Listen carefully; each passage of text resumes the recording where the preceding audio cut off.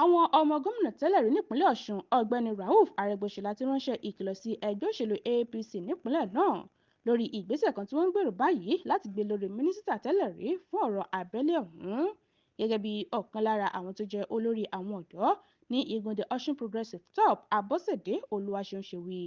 Àwọn kan tí ń dìtẹ̀ nínú ẹgbẹ́ náà láti sọ pé kí ọ̀gbẹ́ni Rauf Arẹgbẹṣọla lọ rọ́kúnlé. Abọ́sẹ̀dé ṣàlàyé pé gómìnà àná Alhaji Gbóyèga Oyètọ́lá àtàwọn márùn mìíràn nínú èyí tí sẹ́nítọ̀ kan tí ó lulẹ̀ lásìkò ìdìbò àti abẹnugan ilé-ìgbìmọ̀ asòfin Ọ̀ṣun tẹ́lẹ̀ wà ni wọ́n ń gbèrò búburú náà. Ó ní kọmíṣánná fún ọ̀rọ̀ iṣẹ́ òde àti ìrìnkèrindò ọkọ̀ pẹ̀lú kọmíṣánná fún ọ̀rọ̀ ìjọba ìbílẹ̀ àti oyè jíjẹ lásìkò ìṣèjọba Oyètọ́lá ni wọ́n jẹ́ balógun nínú ọ̀tẹ̀ náà.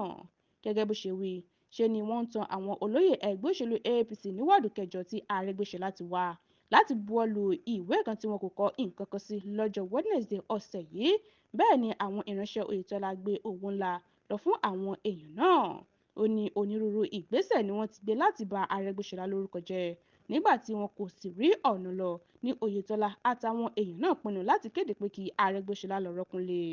Ìdí tí wọ́n sì fi ń ṣe eléyìí ni láti pàkúta sí ètò ìparí ìjà tí ó ń lọ lọ́wọ́ láàrin Arẹgbẹṣọlá àti Ààrẹ Bọ́lá Ahmed Tinubu. Àwọn èèyàn náà wá kìlọ̀ gidigidi pé ìgbésẹ̀ yòówù tí ẹnikẹ́ni bá gbé nínú ẹgbẹ́ òṣèlú APC láti sọ pé kí Arẹgbẹṣọlá lọ rọ́kúnlé yóò lẹ́yìn àbáyọrísí rẹ̀ kò sì ní sunwọ̀n.